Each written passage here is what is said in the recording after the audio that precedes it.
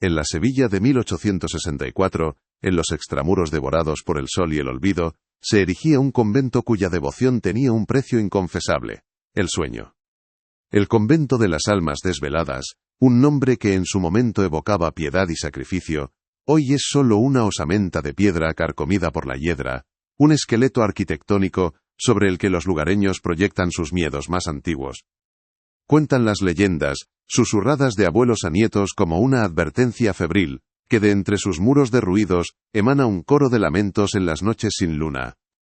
Un murmullo polifónico de mujeres atrapadas en una vigilia eterna, un eco de sufrimiento que el viento se niega a dispersar y que la historia oficial se ha esforzado en silenciar.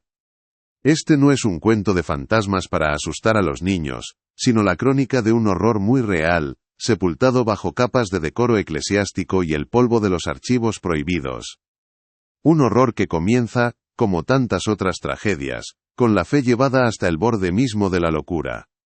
La historia que estás a punto de escuchar fue enterrada durante décadas, y hay quien prefiere que continúe así. Inscríbete ahora. Si no lo haces, quedarás entre los que ignoraron el aviso cuando éste llamase a su puerta. Lo que yace en las ruinas del convento de las almas desveladas no es solo un secreto, es una herida abierta en el tejido del tiempo, una que supura todavía la memoria de aquellas a las que se les negó el más básico de los consuelos humanos: el descanso. Investigar este lugar no es simplemente un ejercicio académico, es descender voluntariamente a una cripta donde la oscuridad no es ausencia de luz, sino una presencia tangible, una entidad que respira y recuerda. Es seguir el rastro de un silencio impuesto, un silencio tan denso y pesado que aplastó la vida de docenas de jóvenes, cuyas voces fueron ahogadas y confundidas con oraciones. El hombre que se atrevió a profanar este silencio se llama Dr. Mateo Vargas. No es un cazador de fantasmas ni un buscador de emociones fuertes, sino un historiador eclesiástico, un archivista metódico cuya fe reside únicamente en la tinta seca sobre el papel amarillento. Su mundo es un laberinto de estanterías polvorientas, un reino donde el pasado se organiza en legajos y carpetas, y donde la verdad es una cuestión de referencias cruzadas y fuentes primarias. La suya es una existencia dedicada a dar voz a los muertos a través de los documentos que dejaron atrás, un trabajo de paciencia y escepticismo que lo había mantenido a salvo de las pasiones y los horrores que catalogaba. Para él, la historia era un cadáver exquisitamente preservado, algo que se podía analizar y comprender sin que su hedor te impregnara el alma. No sabía que estaba a punto de encontrar un cuerpo que aún no había terminado de morir. Su viaje hacia la oscuridad del convento sevillano comenzó como una nota a pie de página en su ambiciosa tesis doctoral sobre la supresión de órdenes religiosas menores en la Andalucía del siglo XIX, un apunte burocrático, una anomalía administrativa que llamó su atención de erudito. El convento de las almas desveladas había sido clausurado en 1864, de la noche a la mañana, por un decreto diocesano vago y urgente. Lo extraño, lo que perturbó la mente ordenada de Vargas, fue la absoluta evaporación de sus registros. Las listas de novicias, los libros de cuentas, los diarios de la abadesa, todo había desaparecido. No había actas de traslado, ni registros de defunción, ni constancia de que aquellas mujeres hubieran sido reubicadas en otras congregaciones. Simplemente, se desvanecieron del registro histórico, como si una mano poderosa hubiera arrancado no solo las páginas, sino la memoria misma de su existencia. Lo que era una simple curiosidad académica, mutó en una obsesión personal y visceral en el desván de la antigua casa familiar, un espacio que olía a madera vieja y a naftalina. Allí, dentro de un baúl de viaje forrado de cuero agrietado, encontró un fajo de cartas atadas con una cinta de seda descolorida. Eran de su tía bisabuela, Inés, una joven destinada a la vida monástica. La caligrafía, al principio elegante y serena, se volvía cada vez más errática, más desesperada. La última carta, fechada apenas una semana antes de la clausura del convento, era un grito ahogado en tinta. Inés escribía sobre su inminente traslado al convento de las almas desveladas, un lugar que describía no con la devoción esperada, sino con un pavor tangible que traspasaba el papel y los años. Después de esa carta, no hubo más. Inés se unió a las novicias fantasma, borrada de la historia familiar y eclesiástica. Vargas sintió un frío que no tenía nada que ver con la temperatura del desván. Las palabras de Inés se grabaron en su mente, convirtiéndose en el motor de su búsqueda. Temo la vigilia sin fin, escribía la joven, y la mirada vacía de las otras hermanas, unos ojos que ven cosas que no están en este mundo. Rezan sin cesar, pero sus labios no alaban a Dios, sino que parecen suplicar un final. Esa frase, la vigilia sin fin, dejó de ser una metáfora piadosa para convertirse en la clave de un enigma macabro. ¿Qué significaba realmente? ¿Qué práctica se escondía tras esa expresión poética y devota? Vargas, armado con el nombre de su antepasada y un terror recién descubierto, regresó a los archivos, pero esta vez no buscaba registros de conventos, sino las sombras que estos proyectaban, los informes médicos, los registros de los sanatorios, las licencias revocadas. Buscaba la cicatriz que aquel lugar había dejado en el mundo exterior. La figura central de este teatro de piedad, retorcida, era la Madre Superiora Anunciación de la Cruz. En los escasos registros públicos que sobrevivieron a la purga, era descrita como un faro de la fe ascética, un pilar de la devoción más pura y extrema. Se decía que su piedad era tan intensa, tan ardiente, que había renunciado voluntariamente al sueño para mantener una comunión ininterrumpida con Dios, un sacrificio que inspiraba admiración y temor a partes iguales en la Sevilla de la época. Su convento era un bastión de disciplina inquebrantable, un lugar donde el alma se purificaba a través de la negación absoluta del cuerpo. Era venerada como una santa en vida, una mujer cuya conexión con lo divino era tan fuerte que podía guiar a sus novicias por el mismo camino de sacrificio y éxtasis. La imagen pública era la de una pastora guiando a su rebaño hacia la luz. La verdad, sin embargo, era la de un carcelero perfeccionando una cámara de tortura espiritual. Tras semanas de búsqueda infructuosa en los archivos diocesanos, donde solo encontraba expedientes sellados con la ominosa justificación de razones de decoro eclesiástico y legajos con páginas cruciales brutalmente arrancadas, Vargas decidió cambiar de táctica. Siguiendo una corazonada, una intuición nacida de la desesperación, se sumergió en los archivos médicos provinciales, un lugar aún más caótico y olvidado. Allí, entre informes de brotes de cólera y tratados sobre la sangría, encontró un nombre que actuó como una llave en una cerradura oxidada. Dr. Felipe Benítez.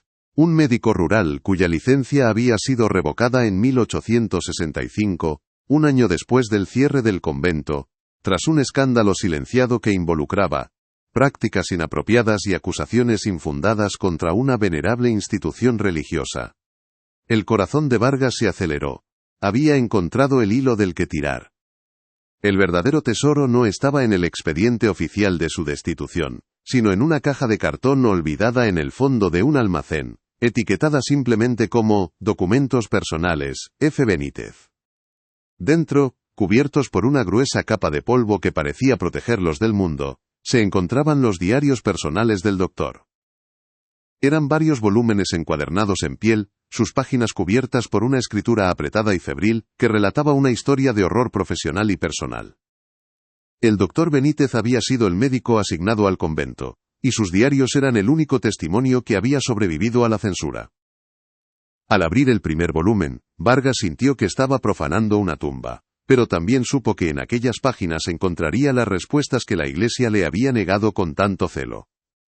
El olor a papel viejo y a desesperación llenó la pequeña sala de consulta. La lectura de los diarios fue un descenso gradual al infierno. El doctor Benítez escribía sus primeras visitas al convento de las almas desveladas con una mezcla de respeto profesional y una creciente inquietud. Anotaba sus observaciones sobre las novicias con una precisión clínica que hacía sus descripciones aún más aterradoras.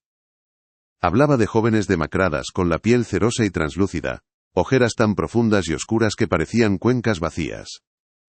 Sus pupilas estaban permanentemente dilatadas, sus manos temblaban sin control, y sus labios se movían constantemente, recitando oraciones en un susurro incoherente y febril, como si el rezo fuera lo único que las anclaba a una realidad que se desmoronaba.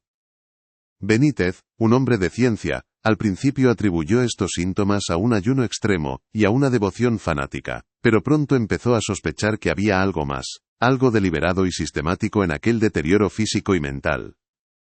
En una entrada de mayo de 1864, el horror del doctor se hace palpable en el papel. Describe cómo fue llamado para atender a una novicia que había sufrido un desvanecimiento piadoso. Al llegar, la encontró en el suelo del dormitorio común, convulsionando, con espuma en la boca y los ojos en blanco. Mientras intentaba asistirla, notó algo que le heló la sangre. Junto a cada uno de los sencillos catres de madera, había anclajes de hierro forjado fijados al suelo de piedra.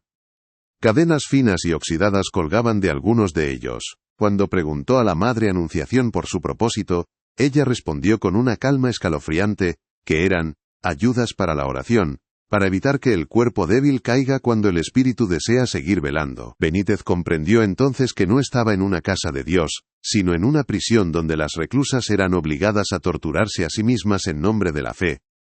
El diario revela la creciente frustración y el miedo del doctor. Sus intentos por intervenir eran sistemáticamente bloqueados por la Madre Superiora. Se le negaba el acceso a las hermanas que, según la abadesa, se encontraban en un estado de éxtasis profundo, consagradas en celdas de aislamiento para no ser perturbadas en su comunión divina. Benítez sospechaba que esas celdas eran en realidad el destino final de las jóvenes que colapsaban física o mentalmente.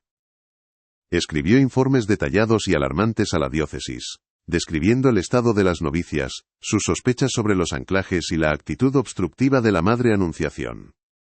Sus cartas, como descubrió Vargas con un nudo en el estómago, nunca recibieron respuesta. Fueron ignoradas, archivadas, y finalmente destruidas. El sistema estaba protegiendo a uno de los suyos, sacrificando a las víctimas, en el altar del prestigio institucional.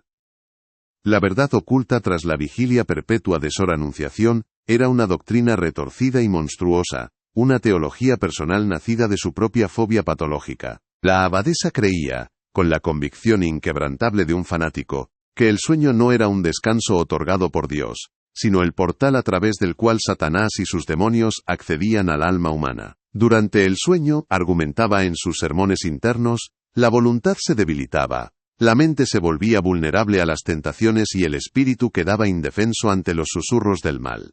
Por lo tanto, para alcanzar la verdadera santidad, y mantener el alma en un estado de pureza absoluta, era necesario erradicar el sueño por completo. La vigilia no era una metáfora de atención espiritual, sino un mandato literal y brutal. Permanecer despierto, día y noche, hasta que el cuerpo se rindiera, y el alma, purificada por el sufrimiento, ascendiera directamente al cielo. Para hacer cumplir esta doctrina demencial, la Madre Anunciación había desarrollado un sistema de control total. La jornada en el convento era un ciclo ininterrumpido de rezos corales, trabajos forzados y penitencias físicas, diseñado para mantener a las novicias en un estado de agotamiento constante. Cualquier signo de somnolencia era castigado con una crueldad metódica: horas de rodillas sobre granos de maíz, ayunos prolongados, o el uso de las cadenas que tanto habían horrorizado al doctor Benítez. Pero su herramienta más eficaz y siniestra era una infusión amarga que todas las hermanas estaban obligadas a beber varias veces al día. La llamaban el tónico del espíritu, un brebaje a base de hierbas que, según la abadesa, ayudaba a mantener la mente clara y enfocada en Dios. En realidad, era un veneno que las empujaba hacia la locura. El descubrimiento crucial, la pieza que completaba el macabro puzzle, se encontraba en un anexo olvidado del informe final que el doctor Benítez intentó presentar antes de ser desacreditado. Un pequeño sobre de papel encerado, oculto entre las páginas de su último diario, contenía una muestra de un polvo parduzco y un análisis químico rudimentario realizado por un boticario de confianza. Vargas, con manos temblorosas, leyó las conclusiones. La infusión sagrada contenía una alta concentración de cornezuelo, el hongo parásito del centeno del que se deriva el ácido lisérgico. También había trazas de belladona y otras hierbas psicoactivas. La verdad era atroz y vomitiva. La Madre Anunciación no solo privaba a sus novicias del sueño, sino que las drogaba sistemáticamente, induciendo un estado de delirio y alucinaciones psicóticas que ella, en su fanatismo, interpretaba como visiones divinas y éxtasis místicos. El velo se rasgó por completo. Las almas desveladas no eran santas, eran víctimas de un envenenamiento crónico. Su aparente devoción inagotable era en realidad una psicosis química. Los susurros incoherentes, las visiones de ángeles y demonios, las heridas autoinfligidas para mantenerse despiertas. Todo era el resultado de un cerebro asediado por la falta de sueño y la intoxicación por alcaloides. Las jóvenes estaban atrapadas en una pesadilla sin fin, una alucinación perpetua orquestada por la mujer que debía protegerlas. La fe de la abadesa era un catalizador para su sadismo, una justificación teológica para su necesidad de control absoluto sobre el cuerpo y la mente de aquellas que estaban a su cargo. El convento no era una casa de oración, sino un laboratorio de experimentación sobre los límites del sufrimiento humano. Las muertes, registradas eufemísticamente como éxtasis piadosos o tránsitos celestiales, adquirieron entonces su verdadero y espantoso significado. No morían de agotamiento, aunque este fuera un factor contribuyente. Morían por fallo orgánico masivo debido a la toxicidad del cornezuelo, por accidentes ocurridos durante sus delirios, por suicidio en momentos de terror lúcido o, las más desafortunadas, por inanición y deshidratación, encerradas en las celdas de consagración del sótano cuando su locura se volvía demasiado ruidosa o violenta para ser contenida. Eran desechadas cuando su cuerpo, el recipiente débil, ya no soportaba la pureza que la abadesa les imponía a la fuerza. Sus muertes no eran un triunfo del espíritu, sino la etapa final de una tortura metódicamente aplicada. Armado con esta verdad insoportable, Mateo Vargas viajó a Sevilla. Necesitaba enfrentarse al espacio físico donde había ocurrido la tragedia. Las ruinas del convento de las almas desveladas lo recibieron con un silencio opresivo. Un silencio que parecía compuesto por todos los gritos que nunca pudieron escapar de sus muros. La estructura de piedra, fría y húmeda incluso bajo el sol andaluz, parecía exudar una tristeza antigua. El aire era una mezcla densa de moho, incienso rancio y tierra mojada, el perfume de la decadencia sagrada. Cada paso de Vargas sobre las baldosas rotas resonaba como una profanación, el sonido de la lógica y la razón invadiendo un dominio de la locura y el dolor.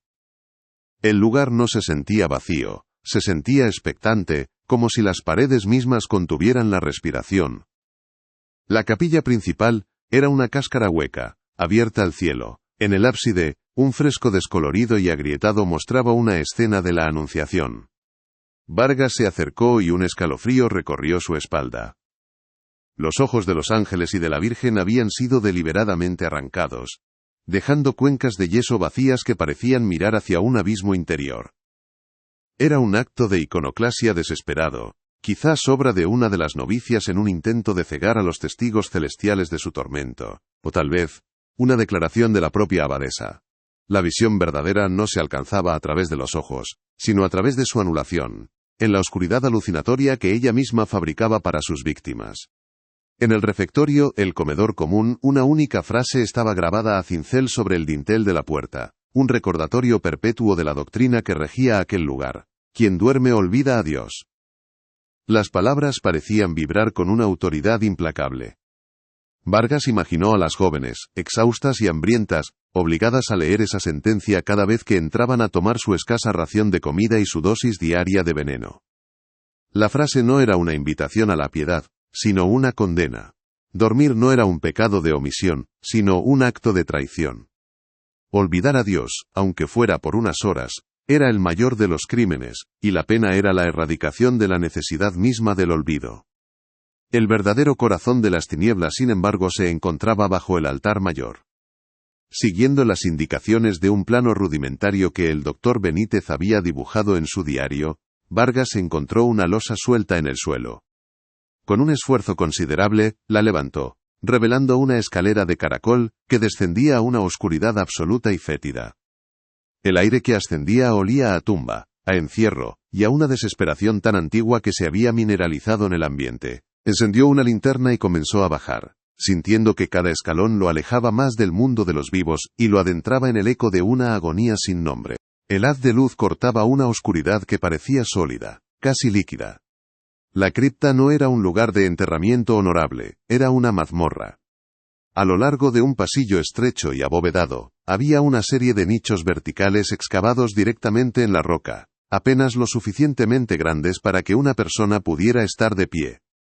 Estaban cerrados con pesadas puertas de hierro, ahora oxidadas y entreabiertas. Eran las celdas de consagración. Vargas enfocó la luz en el interior de una de ellas. Las paredes de piedra estaban cubiertas de arañazos, surcos profundos hechos con uñas que se habían partido en el esfuerzo, testimonios mudos de una lucha frenética por escapar. En el suelo, encontró un pequeño crucifijo de madera, roto por la mitad. El horror de la escena era tan absoluto que a Vargas le costó respirar. Aquí era donde terminaba la vigilia. En ese sótano inmundo rodeado por la evidencia física de la tortura, Mateo Vargas sacó el diario del doctor Benítez y leyó la última entrada, la que el doctor había escrito la noche antes de que le prohibieran la entrada al convento para siempre.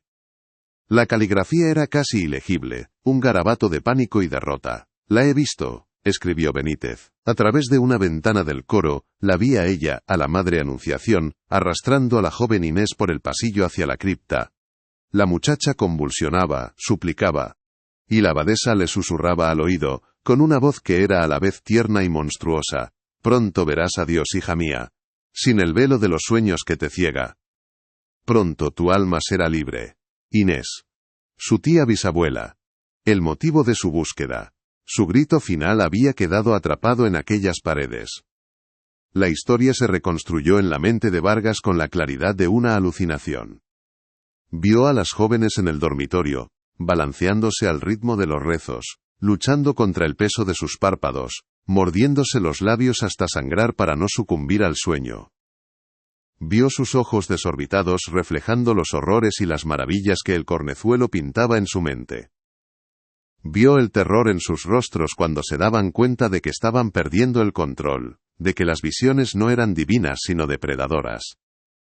Y vio a la Madre Anunciación moverse entre ellas como una parca vestida de hábito, su rostro iluminado por una serenidad fanática, convencida de que el sufrimiento que infligía era el camino más directo hacia la salvación. Su fe era más aterradora que cualquier demonio que las novicias pudieran haber imaginado. Vargas apagó la linterna y se quedó en la oscuridad total de la cripta. Por un instante el silencio fue absoluto. Pero luego, o quizás solo lo imaginó, comenzó a oírlo, un susurro muy leve, casi imperceptible, como el roce de la seda o el murmullo de muchas voces hablando a la vez, muy lejos. No eran palabras, era una textura sonora, el sonido del sufrimiento residual, el coro de los lamentos de la leyenda local. No eran fantasmas, comprendió en ese momento. Eran ecos. El eco imborrable de un dolor tan intenso que había impregnado la piedra, la tierra y el aire del lugar. Un trauma colectivo que se negaba a desaparecer, que seguía vibrando en una frecuencia que solo el silencio y la oscuridad permitían percibir. Salió de las ruinas del convento como un hombre diferente. El historiador escéptico había muerto en aquella cripta, y en su lugar había nacido un custodio de una memoria terrible. Publicó sus hallazgos, no en un libro de gran tirada, sino en una revista académica de acceso limitado, un gesto que era a la vez un acto de honestidad intelectual y una admisión de derrota. Sabía que su verdad era demasiado monstruosa para el mundo. La Iglesia, como era de esperar, respondió con un silencio sepulcral. No hubo comunicados, ni investigaciones ni disculpas. La historia oficial del convento de las almas desveladas no cambió. Siguió siendo un apunte administrativo, un cierre por razones de decoro. El mal que había operado en aquel convento no era una maldición divina ni una posesión demoníaca, como las leyendas querían hacer creer. Era algo mucho más terrible, el producto metódico y razonado de la voluntad humana. Nacía de la perversión de la fe hasta convertirla en una herramienta de poder y control, de la creencia de que un fin sagrado justifica cualquier medio, por cruel que sea. La Madre Anunciación no era un monstruo sobrenatural, era una mujer convencida de su propia rectitud, y esa es la forma más peligrosa del mal que existe. Un mal que no se reconoce a sí mismo, que se viste con el manto de la virtud mientras destruye todo lo que toca. Si esta revelación te ha helado la sangre, escribe alerta en los comentarios y deja tu like. No seas aquel que cierra los ojos, las señales existen antes de que el peligro llegue. La historia de estas novicias no es solo un relato gótico del pasado, es una advertencia sobre la facilidad con que la autoridad absoluta, investida de una misión divina, puede convertirse en una tiranía. Es un recordatorio de que los muros de cualquier institución, por sagrada que sea, pueden ocultar horrores si nadie se atreve a mirar lo que sucede dentro, si el silencio cómplice de los de fuera permite que los gritos de los de dentro se confundan con oraciones. El legado del convento perdura de formas inesperadas. La leyenda local del Coro de los Lamentos ha adquirido un nuevo y terrible significado. Ya no es una historia de fantasmas, sino la crónica oral de un crimen real. Y un nuevo ritual ha nacido espontáneamente entre los habitantes del pueblo cercano. En la verja oxidada que prohíbe el paso a las ruinas, la gente ha comenzado a dejar pequeñas ofrendas. Ramitas de manzanilla, bolsitas de lavanda, flores de amapola. Hierbas tradicionalmente asociadas al sueño y al descanso. Es un rito pagano nacido de una verdad cristiana retorcida. Un intento instintivo y compasivo de dar a aquellas almas el descanso que se les negó en vida. Un gesto de paz para las que nunca pudieron dormir. El doctor Mateo Vargas concluyó su investigación, pero la investigación no concluyó con él. En las notas finales de su artículo, confiesa que desde que desenterró la historia del convento, sufre de un insomnio persistente y atroz. Pasa las noches en vela, leyendo en su archivo, rodeado de los documentos que son su único consuelo. A veces, en el silencio denso de la madrugada, cuando el único sonido es el zumbido de la vieja lámpara de su escritorio, le parece oír un coro de susurros lejanos, un murmullo que parece llegar desde muy lejos, o quizás desde muy adentro de su propia mente. Ha desarrollado una inexplicable y profunda aversión a la oscuridad total, una necesidad de mantener siempre una luz encendida, como si temiera lo que pudiera susurrarle la noche si se le permitiera acercarse demasiado. La pregunta final, la que queda suspendida en el aire como el polvo en un haz de luz, es la más inquietante de todas. La historia oficial, la que se impuso tras la clausura, afirma que el convento fue cerrado y las pocas novicias que quedaban fueron trasladadas a otras congregaciones.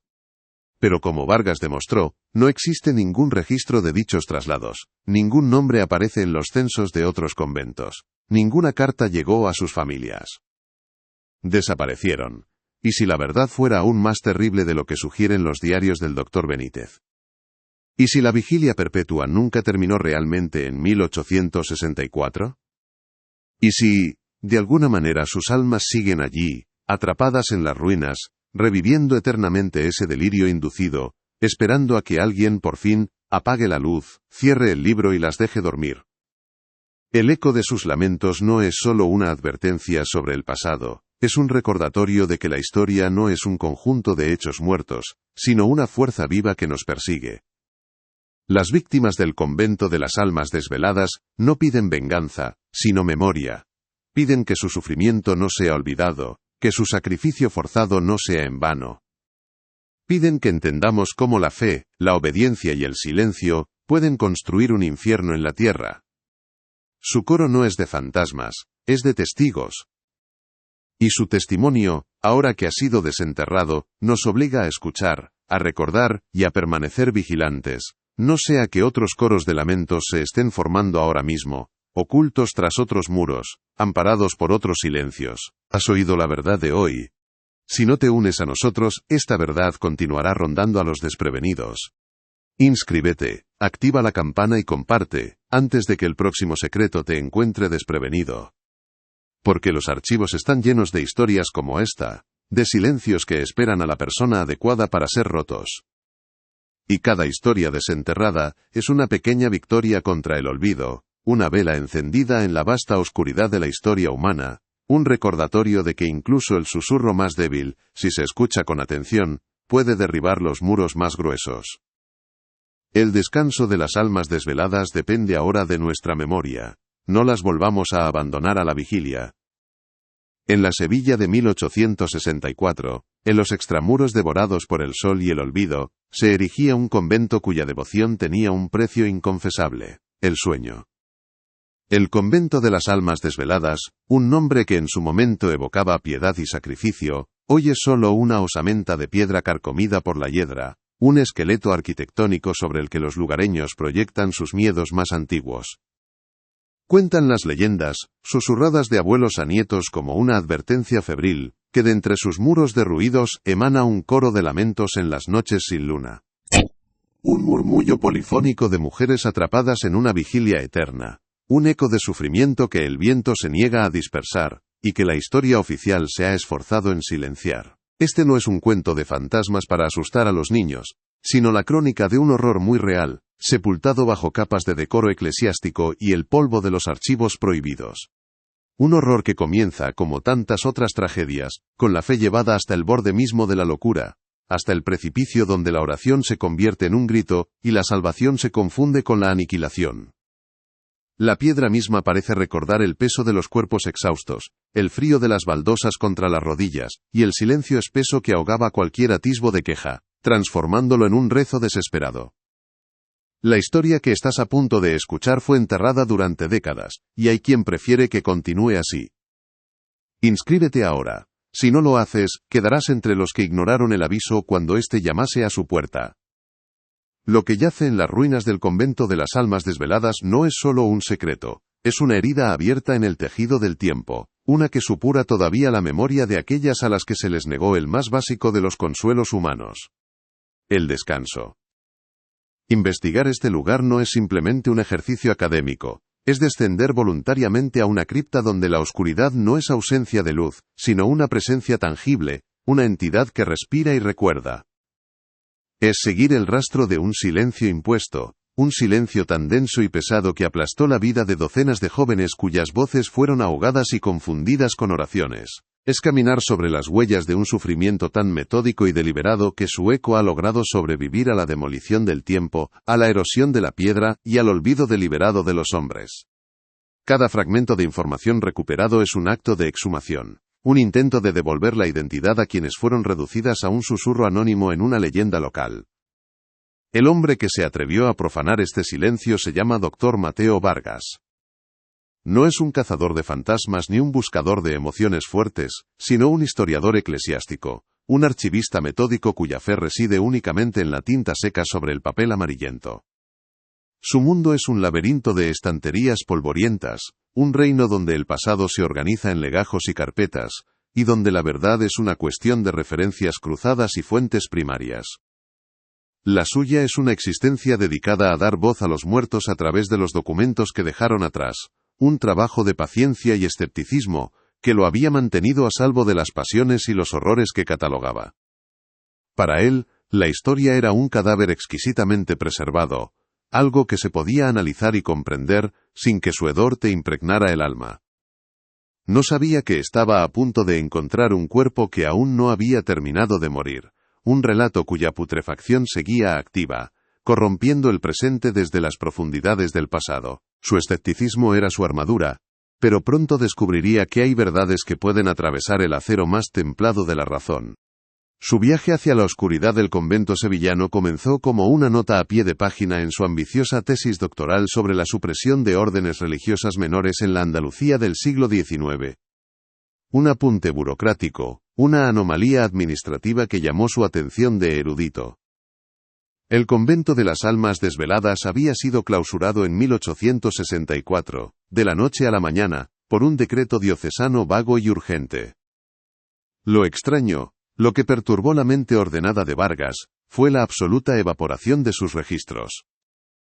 Las listas de novicias, los libros de cuentas, los diarios de la abadesa, todo había desaparecido. No había actas de traslado, ni registros de defunción, ni constancia de que aquellas mujeres hubieran sido reubicadas en otras congregaciones.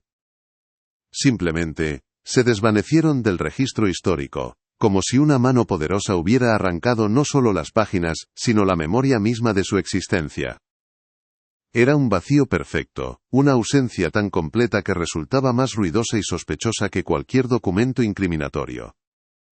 Para un hombre como Vargas, acostumbrado a seguir los hilos de la burocracia, encontrar un nudo cortado de raíz, era una afrenta a la lógica, una invitación a tirar del cabo suelto. Lo que era una simple curiosidad académica, mutó en una obsesión personal y visceral en el desván de la antigua casa familiar. Un espacio que olía a madera vieja y a naftalalina. Allí, dentro de un baúl de viaje forrado de cuero agrietado, encontró un fajo de cartas atadas con una cinta de seda descolorida. Eran de su tía bisabuela, Inés, una joven destinada a la vida monástica. La caligrafía, al principio elegante y serena, se volvía cada vez más errática, más desesperada. La última carta, fechada apenas una semana antes de la clausura del convento, era un grito ahogado en tinta. Inés escribía sobre su inminente traslado al convento de las almas desveladas, un lugar que describía no con la devoción esperada, sino con un pavor tangible que traspasaba el papel y los años. Después de esa carta, no hubo más. Inés se unió a las novicias fantasma, borrada de la historia familiar y eclesiástica. La tinta, en algunos pasajes, estaba emborronada, quizás por lágrimas, o por el temblor de una mano que ya no podía controlar el miedo que la atenazaba, un miedo que Vargas podía sentir, más de un siglo después. Como un frío repentino en la yema de sus dedos. Vargas sintió un frío que no tenía nada que ver con la temperatura del desván. Las palabras de Inés se grabaron en su mente, convirtiéndose en el motor de su búsqueda. Temo la vigilia sin fin, escribía la joven, y la mirada vacía de las otras hermanas, unos ojos que ven cosas que no están en este mundo. Rezan sin cesar, pero sus labios no alaban a Dios, sino que parecen suplicar un final. Esa frase, la vigilia sin fin, dejó de ser una metáfora piadosa para convertirse en la clave de un enigma macabro. ¿Qué significaba realmente? ¿Qué práctica se escondía tras esa expresión poética y devota? Vargas, armado con el nombre de su antepasada y un terror recién descubierto, regresó a los archivos, pero esta vez no buscaba registros de conventos, sino las sombras que éstos proyectaban. Los informes médicos, los registros de los sanatorios, las licencias revocadas. Buscaba la cicatriz que aquel lugar había dejado en el mundo exterior, el rastro de dolor que inevitablemente se filtra incluso a través de los muros más gruesos y los silencios mejor guardados. Su búsqueda ya no era por la verdad histórica, sino por la justicia para un fantasma familiar cuya voz había sido silenciada demasiado pronto. La figura central de este teatro de piedad retorcida era la Madre Superiora Anunciación de la Cruz. En los escasos registros públicos que sobrevivieron a la purga, era descrita como un faro de la fe ascética, un pilar de la devoción más pura y extrema. Se decía que su piedad era tan intensa, tan ardiente, que había renunciado voluntariamente al sueño para mantener una comunión ininterrumpida con Dios, un sacrificio que inspiraba admiración y temor a partes iguales en la Sevilla de la época. Su convento era un bastión de disciplina inquebrantable, un lugar donde el alma se purificaba a través de la negación absoluta del cuerpo. Era venerada como una santa en vida, una mujer cuya conexión con lo divino era tan fuerte que podía guiar a sus novicias por el mismo camino de sacrificio y éxtasis. La imagen pública era la de una pastora guiando a su rebaño hacia la luz. La verdad, sin embargo, era la de un carcelero perfeccionando una cámara de tortura espiritual. En el único daguerrotipo que se conserva de ella, sus ojos no transmiten paz celestial, sino una intensidad febril, una negrura insondable que parece absorber la luz de la estancia. Sus manos, cruzadas sobre un rosario de cuentas de hueso, no reposan con serenidad, sino que aprietan con una fuerza que blanquea los nudillos, delatando una tensión, una voluntad de hierro que se esconde bajo el hábito inmaculado. La reputación de Sor Anunciación se había tejido con los hilos del fervor popular y el calculado respaldo eclesiástico. Las historias sobre sus milagros menores y su resistencia sobrehumana al cansancio circulaban por los mentideros y las sacristías de Sevilla como un evangelio apócrifo. Se contaba que podía pasar semanas enteras sin probar bocado ni cerrar los ojos, alimentándose únicamente de la Eucaristía y la oración. Familias adineradas y desesperadas le enviaban a sus hijas más rebeldes o melancólicas, con la esperanza de que la disciplina férrea de la abadesa enderezara sus almas descarriadas. El convento de las almas desveladas se convirtió en un símbolo de la fe más radical, un lugar donde las debilidades humanas eran quemadas en la hoguera de la devoción. Nadie se atrevía a cuestionar sus métodos, pues hacerlo era visto como un acto de impiedad, una duda sobre la capacidad de Dios para obrar a través de sus siervos más devotos. La abadesa había construido a su alrededor una fortaleza inexpugnable, no de piedra sino de veneración y miedo, un muro que la protegía de cualquier escrutinio mundano. Su palabra era ley, y su interpretación de la voluntad divina, la única verdad permitida entre aquellos muros. Para Mateo Vargas esta imagen de santidad era una fachada demasiado perfecta, una narrativa tan pulcra que resultaba sospechosa. Un historiador de su calibre sabe que la historia no se escribe con líneas rectas sino con borrones, contradicciones y silencios elocuentes. Y el silencio que rodeaba al convento de las almas desveladas era ensordecedor. Su primer impulso, el del académico riguroso, fue sumergirse en los archivos diocesanos de Sevilla, un laberinto de pasillos fríos, donde el aire huele a papel centenario y a cera de vela. Esperaba encontrar allí los libros de actas, los registros de entrada y salida de novicias, la correspondencia oficial entre la abadesa y el obispado. Buscaba la burocracia del milagro, la prueba documental de la santidad. Lo que encontró fue algo muy distinto, un vacío deliberado, una herida abierta en el cuerpo de la historia. El legajo correspondiente al convento existía, pero era una cáscara hueca, un expediente profanado por una mano invisible pero decidida. El expediente, catalogado con el número 34B, se sentía extrañamente ligero en sus manos. Al abrirlo, el olor a polvo se mezcló con un rastro casi imperceptible de humo, como si alguien hubiera intentado quemar su contenido sin éxito. Las primeras páginas, que debían contener el decreto de fundación y los estatutos de la orden, estaban intactas, llenas de la caligrafía florida y las loas piadosas de la época. Pero a medida que avanzaba, las lagunas se hacían más evidentes y brutales. Secciones enteras habían sido arrancadas, no con la precisión de un cúter, sino con la furia de unas manos que desgarran. Los bordes del papel eran una dentellada irregular, un testimonio de la urgencia y la violencia del acto de censura. Donde deberían estar las listas de novicias, solo quedaban los encabezados de las columnas: nombre, fecha de ingreso, dote aportada. Los nombres, las vidas, habían sido extirpados. Era como mirar un esqueleto al que le hubieran robado los huesos, dejando solo la vaga silueta de lo que una vez fue. La frustración de Vargas se convirtió en una rabia fría y metódica.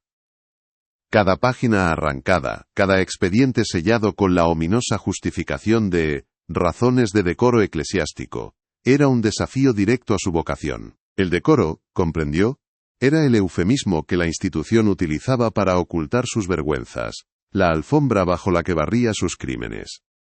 El archivero, un anciano de dedos manchados de tinta y mirada cansada, se encogía de hombros ante sus preguntas, murmurando que eran archivos muy antiguos, que el tiempo y las polillas no respetan la historia. Pero Vargas sabía que no habían sido las polillas, aquello era obra humana. En una de las últimas páginas del legajo, encontró una nota suelta, escrita con una caligrafía diferente, más nerviosa y apresurada. Era una comunicación interna del obispado, fechada en 1865, un año después del cierre. Solo contenía una frase: procédase al sellado perpetuo de todos los registros concernientes a la Casa de las Almas Desveladas. El escándalo debe morir con los testigos. El escándalo. La palabra resonó en la mente de Vargas, una llave que abría una puerta a una oscuridad aún más profunda. Tras semanas de búsqueda infructuosa en los archivos diocesanos, donde solo encontraba muros de silencio y legajos mutilados, Vargas decidió cambiar de táctica.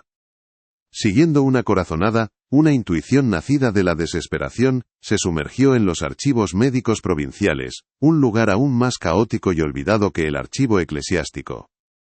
Si la Iglesia había borrado las almas, quizás el mundo secular había registrado la decadencia de los cuerpos. Este archivo no era un templo de silencio ordenado, sino un almacén de miseria humana. Olía a humedad, a descomposición química y al polvo de innumerables tragedias olvidadas. Los legajos se apilaban en estanterías de metal oxidado, sus lomos rotos y sus páginas manchadas por el tiempo y el descuido. Aquí no había decoro, solo la cruda realidad de la enfermedad, la locura y la muerte, registrada con la caligrafía apresurada de médicos desbordados. Era un lugar sombrío, pero para Vargas, era un refugio de verdad sin barnizar.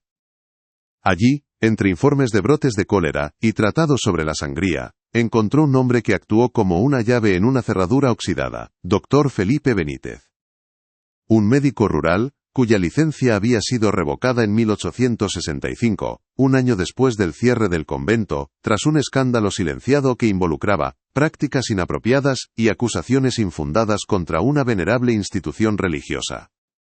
La frase, tan burocrática y aséptica, ocultaba un drama. El corazón de Vargas se aceleró. Había encontrado el hilo del que tirar, el punto de fricción donde el mundo sagrado del convento había colisionado violentamente con el mundo profano de la ciencia. El expediente de destitución era escueto, deliberadamente vago, pero mencionaba la insistencia del doctor en examinar a pacientes que no requerían de sus servicios y su tendencia a la histeria y a la difamación. Eran las palabras exactas que usaría una institución poderosa para desacreditar a una voz incómoda. El verdadero tesoro no estaba en el expediente oficial de su destitución, sino en una caja de cartón olvidada en el fondo de un almacén, etiquetada simplemente como «Documentos personales, F. Benítez». Nadie la había reclamado nunca. El archivero, un joven con más interés en su cigarrillo que en los muertos de papel, le permitió a Vargas acceder a ella con un gesto de indiferencia. La caja estaba cubierta por una gruesa capa de polvo que parecía protegerla del mundo, un sudario de olvido. Al abrirla, un olor denso y personal, una mezcla de tabaco rancio, cuero viejo, y la acidez del papel antiguo, llenó el aire. Dentro, cubiertos por esa pátina del tiempo, se encontraban los diarios personales del doctor. Eran varios volúmenes encuadernados en piel, sus páginas cubiertas por una escritura apretada y febril que relataba una historia de horror profesional y personal. El doctor Benítez había sido el médico asignado al convento, y sus diarios eran el único testimonio que había sobrevivido a la censura. Vargas se llevó la caja a una pequeña sala de consulta, iluminada por una única bombilla que parpadeaba débilmente. Sintió que estaba profanando una tumba, pero también supo que en aquellas páginas encontraría las respuestas que la Iglesia le había negado con tanto celo. El peso del primer volumen en sus manos era el peso de una conciencia atormentada. La piel de la cubierta estaba agrietada, fría al tacto. Con una delicadeza casi reverencial abrió el diario. La primera entrada estaba fechada en enero de 1864. La caligrafía era clara y profesional, la de un hombre de ciencia que describe sus observaciones con precisión. Hablaba de su nombramiento como médico del convento, un puesto que consideraba un honor, una oportunidad de servir a una comunidad de mujeres piadosas. No había ni rastro del pánico que impregnaría las páginas posteriores. Era el testimonio de un hombre caminando, sin saberlo, hacia el epicentro de una pesadilla. La lectura de los diarios fue un descenso gradual al infierno. El doctor Benítez describía sus primeras visitas al convento de las almas desveladas con una mezcla de respeto profesional y una creciente inquietud. Anotaba sus observaciones sobre las novicias con una precisión clínica que hacía sus descripciones aún más aterradoras. Hablaba de jóvenes demacradas, con la piel cerosa y translúcida como el papel de arroz, y unas ojeras tan profundas y oscuras que parecían cuencas vacías, hematomas del alma. Describía sus pupilas permanentemente dilatadas, incluso bajo la luz directa, sus manos temblando sin control con un temblor fino y constante, y sus labios moviéndose sin cesar, recitando oraciones en un susurro incoherente y febril, como si el rezo fuera lo único que las anclaba a una realidad que se desmoronaba a su alrededor. El sonido en el dormitorio común, escribía, no era de paz, sino un zumbido constante, el murmullo de docenas de mentes al borde del colapso. Benítez, un hombre de ciencia formado en la lógica y la razón, al principio atribuyó estos síntomas a un ayuno extremo y a una devoción fanática, algo común en las comunidades religiosas más ascéticas de la época. En sus notas especulaba sobre la anemia de las devotas, o la melancolía sagrada. Intentó prescribir tónicos de hierro y dietas más ricas en nutrientes, pero sus recomendaciones eran recibidas por la Madre Anunciación con una sonrisa condescendiente y una negativa cortés. El cuerpo debe menguar para que el espíritu crezca, doctor, le decía, su voz suave como el terciopelo pero dura como el acero. Nuestras hermanas no padecen enfermedad, sino la bendita dolencia del amor a Dios. Benítez sentía que sus conocimientos médicos se estrellaban contra un muro de dogma inquebrantable, y una sospecha terrible comenzó a arraigar en su mente, que el deterioro de aquellas jóvenes no era un efecto secundario de su fe, sino su objetivo principal. En una entrada de mayo de 1864, el horror del doctor se hace palpable en el papel. La caligrafía se vuelve más inclinada, las frases más cortas y urgentes. Describe cómo fue llamado de madrugada para atender a una novicia que había sufrido un desvanecimiento piadoso. Al llegar la encontró en el suelo del dormitorio común, convulsionando, con espuma en la boca y los ojos en blanco, girados hacia la oscuridad del techo. Mientras intentaba asistirla, rodeado por las figuras fantasmales de las otras novicias que observaban la escena con una apatía espeluznante, notó algo que le heló la sangre. Junto a cada uno de los sencillos catres de madera, había anclajes de hierro forjado fijados directamente al suelo de piedra. Cadenas finas y oxidadas colgaban de algunos de ellos, como serpientes de metal dormidas. La imagen era la de una mazmorra, no la de un dormitorio de mujeres consagradas a Dios. Cuando preguntó a la Madre Anunciación por el propósito de aquellos anclajes, ella respondió con una calma escalofriante que hizo que al doctor se le erizara el vello de la nuca. «Son ayudas para la oración, doctor», explicó, sin apartar la mirada del cuerpo convulso de la joven. «A veces, el espíritu está dispuesto, pero la carne es débil. Estas cadenas son un recordatorio, un ancla que impide que el cuerpo débil caiga cuando el espíritu desea seguir velando en comunión con nuestro Señor». Benítez comprendió entonces con una claridad vomitiva que no estaba en una casa de Dios, sino en una prisión donde las reclusas eran obligadas a torturarse a sí mismas en nombre de la fe. Las cadenas no eran para evitar que se cayeran, eran para evitar que se tumbaran, para negarles incluso el alivio inconsciente de un colapso. Eran instrumentos para prolongar la agonía, no para aliviarla. El diario revela la creciente frustración y el miedo del doctor. Sus intentos por intervenir eran sistemáticamente bloqueados por la Madre Superiora. Se le negaba el acceso a las hermanas que, según la abadesa, se encontraban en un estado de éxtasis profundo, consagradas en celdas de aislamiento para no ser perturbadas en su comunión divina. Benítez sospechaba que esas celdas eran en realidad el destino final de las jóvenes que colapsaban física o mentalmente, los lugares donde se las dejaba morir lejos de miradas indiscretas. Escribió informes detallados y alarmantes a la diócesis, describiendo el estado de las novicias, sus sospechas sobre los anclajes, y la actitud obstructiva de la Madre Anunciación. Suplicó una intervención, una inspección sanitaria, algo que rompiera el control absoluto de la abadesa. Sus cartas, como descubrió Vargas con un nudo en el estómago, nunca recibieron respuesta oficial. Fueron ignoradas, archivadas, y, finalmente, destruidas. El sistema estaba protegiendo a uno de los suyos, sacrificando a las víctimas en el altar del prestigio institucional y el decoro. La impotencia de Benítez sangra a través de la tinta. «Soy un médico al que se le prohíbe curar», escribe en una noche de junio. «Soy un testigo al que se le obliga a ser cómplice por su silencio. Veo cómo se consumen día a día, cómo la luz de sus ojos se apaga, y es reemplazada por una fiebre que no es de este mundo. La Madre Anunciación las llama sus luces santas, sus velas que arden para Dios. Pero una vela, cuando arde por ambos extremos, se consume el doble de rápido. Y estas jóvenes no arden, se están incinerando en vida. Y yo, con toda mi ciencia y mi juramento, no puedo hacer más que observar cómo el fuego las devora, avivado por la mano de la mujer que debería ser su protectora. Dios me perdone, pero en los ojos de esa mujer no veo santidad. Veo el abismo».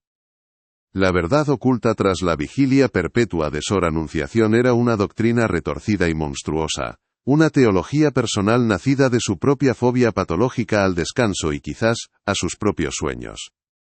La abadesa creía, con la convicción inquebrantable de un fanático, que el sueño no era un descanso otorgado por Dios, sino el portal a través del cual Satanás y sus demonios accedían al alma humana.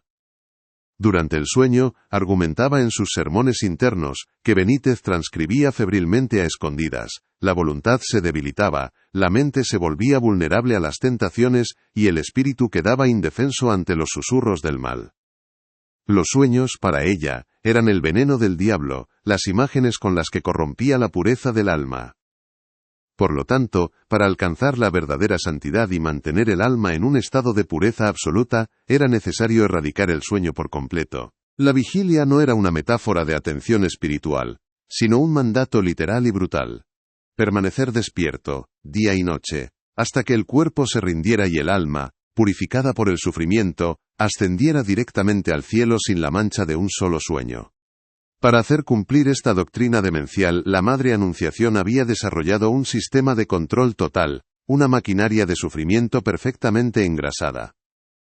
La jornada en el convento era un ciclo ininterrumpido de rezos corales, trabajos forzados en el huerto y la lavandería, y penitencias físicas, todo ello diseñado para mantener a las novicias en un estado de agotamiento constante que paradójicamente les impidiera conciliar el sueño profundo. Cualquier signo de somnolencia, un cabeceo durante la oración, un párpado que se cerraba más de la cuenta, era castigado con una crueldad metódica. Horas de rodillas sobre granos de maíz, ayunos prolongados que debilitaban aún más el cuerpo, o el uso de las cadenas que tanto habían horrorizado al doctor Benítez. La humillación pública también era una herramienta. La novicia débil era obligada a llevar un cartel que decía, «Mi alma duerme», mientras las demás le lanzaban insultos piadosos. Era una tortura psicológica diseñada para que el miedo al castigo fuera más fuerte que la necesidad biológica de descansar. Si esta revelación te ha helado la sangre, escribe alerta en los comentarios y deja tu like. No seas aquel que cierra los ojos. Las señales existen antes de que el peligro llegue. La historia de estas novicias no es solo un relato gótico del pasado. Es una advertencia sobre la facilidad con que la autoridad absoluta, investida de una misión divina, puede convertirse en una tiranía. Es un recordatorio de que los muros de cualquier institución, por sagrada que sea, pueden ocultar horrores, si nadie se atreve a mirar lo que sucede dentro, si el silencio cómplice de los de fuera permite que los gritos de los de dentro se confundan con oraciones. Lo que le sucedió al doctor Benítez, su descrédito y su ruina profesional, es la prueba de lo que le ocurre a quien se atreve a desafiar un sistema diseñado para protegerse a sí mismo por encima de la verdad y de la vida humana.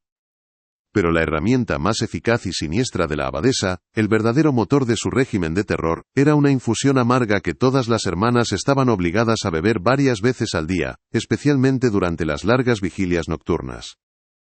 La llamaban el tónico del espíritu o el agua de la gracia, un brebaje a base de hierbas que, según la Madre Anunciación, ayudaba a mantener la mente clara y enfocada en Dios, a ahuyentar la pesadez del cuerpo y a abrir el alma a las visiones celestiales. Las novicias la bebían con una mezcla de fe y repulsión, pues su sabor era metálico y nauseabundo. El doctor Benítez, en sus notas, describe cómo observó a las hermanas beberla, sus rostros contraídos en una mueca de asco que rápidamente disimulaban con una expresión de piedad. Al principio, pensó que se trataba de un simple brebaje de hierbas estimulantes, como el té o la yerba mate, pero los efectos que observaba en las novicias no se correspondían con un simple estimulante. Los síntomas iban mucho más allá del insomnio.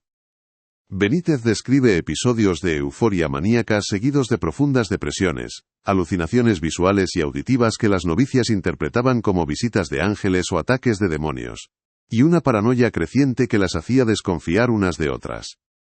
Habla de una joven que pasó horas arañando las paredes de su celda, gritando que había serpientes deslizándose bajo su piel.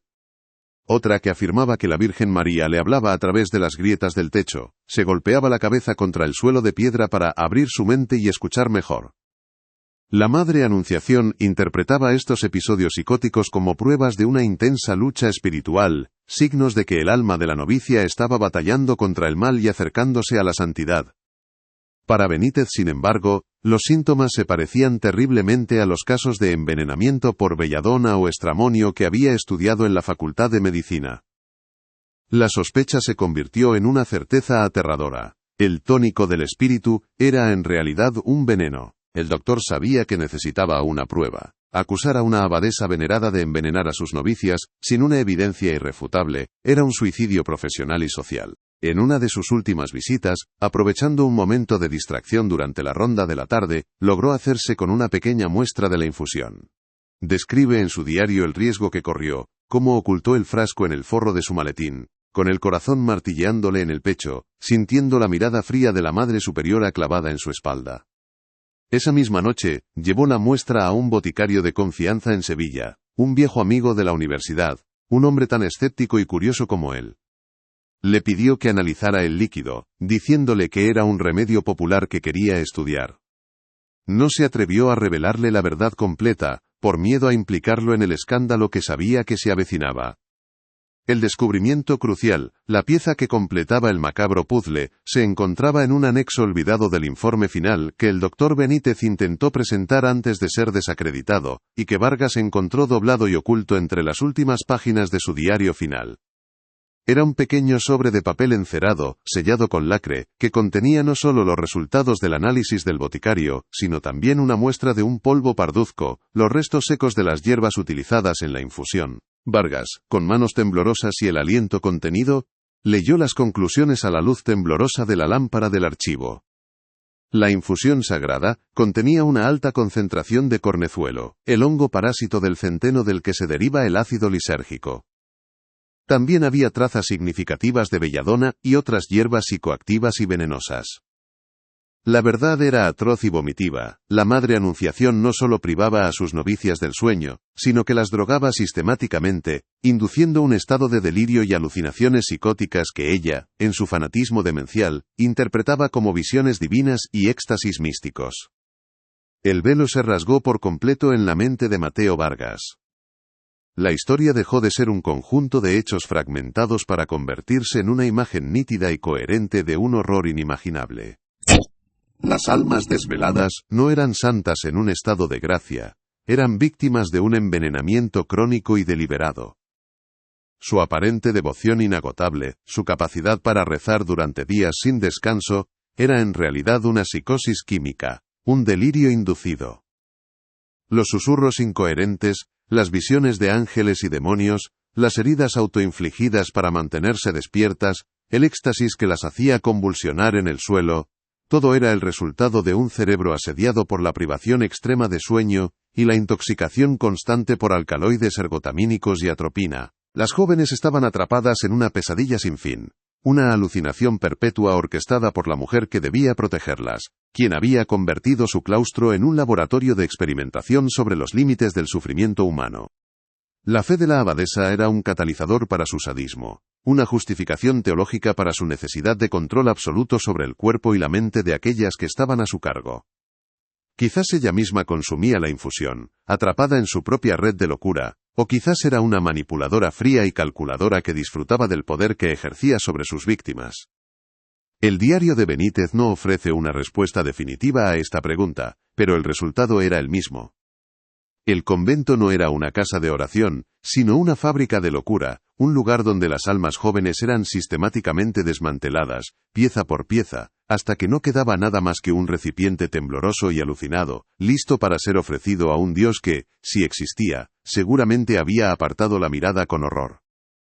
La vigilia perpetua no era un camino al cielo, sino un descenso acelerado a un infierno muy real, un infierno químico y psicológico administrado en dosis diarias. Las muertes, registradas eufemísticamente en los pocos documentos que sobrevivieron como éxtasis piadosos o tránsitos celestiales, adquirieron entonces su verdadero y espantoso significado. No morían de agotamiento, aunque este fuera un factor contribuyente. Morían por fallo orgánico masivo debido a la toxicidad del cornezuelo, que causa gangrena, convulsiones y fallo cardíaco. Morían por accidentes ocurridos durante sus delirios, cayendo por las escaleras o golpeándose fatalmente. Morían por suicidio en los breves y aterradores momentos de lucidez, en los que comprendían el horror de su situación. Y las más desafortunadas, morían de inanición y deshidratación, encerradas en las celdas de consagración del sótano cuando su locura se volvía demasiado ruidosa o violenta para ser contenida dentro de la farsa de la santidad. Eran desechadas cuando su cuerpo, el recipiente débil, ya no soportaba la pureza que la abadesa les imponía a la fuerza. Sus muertes no eran un triunfo del espíritu, sino la etapa final de una tortura metódicamente aplicada, el punto final de un experimento fallido. El informe del Dr. Benítez, con el análisis químico del boticario como prueba irrefutable, fue presentado al obispado. La respuesta fue rápida y brutal, pero no contra la abadesa sino contra él. Fue acusado de conducta impropia, de difamar a una sierva de Dios y de conspirar contra la Iglesia. Su licencia fue revocada, su reputación destruida, fue condenado al ostracismo profesional y social. En su última entrada del diario, escrita meses después, desde un exilio autoimpuesto en un pequeño pueblo de la sierra, Benítez escribe con una amargura infinita. Les di la verdad, y a cambio me dieron el silencio y la ruina. Me despojaron de mi nombre, de mi honor, y de mi propósito, dejándome solo con las pesadillas que sus secretos me legaron. La Iglesia no protege a sus corderos, protege sus muros, y aplastará a cualquiera que se atreva a señalar las grietas por las que se escapa el hedor de la podredumbre. He fracasado, he dejado a esas almas atrapadas en su vigilia, y su coro de lamentos ahora resuena en mi propia cabeza, un castigo eterno por mi impotencia. Con esta frase, el diario del Dr. Felipe Benítez se interrumpía abruptamente, no había más entradas. Solo páginas en blanco que gritaban una derrota tan absoluta que ni siquiera la tinta se atrevía ya a profanarlas.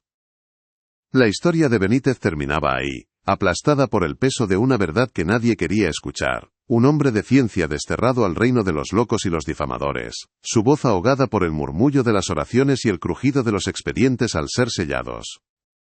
Su destino era una advertencia, una calavera clavada en la puerta de la historia para disuadir a futuros curiosos. Un aviso de que hay tumbas que es mejor no profanar, no por miedo a los muertos, sino a los vivos que los enterraron. Para Mateo Vargas, sentado en la penumbra polvorienta del archivo médico, aquellas páginas en blanco eran más elocuentes que cualquier confesión. El silencio de Benítez era el testamento de un sistema diseñado para la autopreservación a cualquier coste, sostuvo el pequeño sobreencerado con los resultados del análisis químico en la palma de su mano.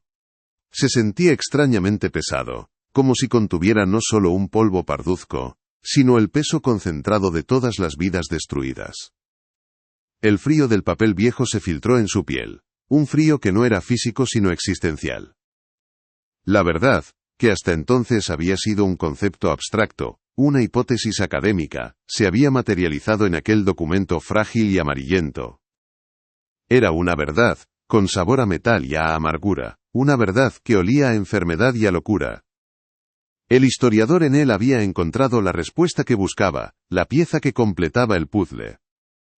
Pero el hombre, el descendiente de Inés, se sintió náufrago en un océano de horror para el que no tenía mapas.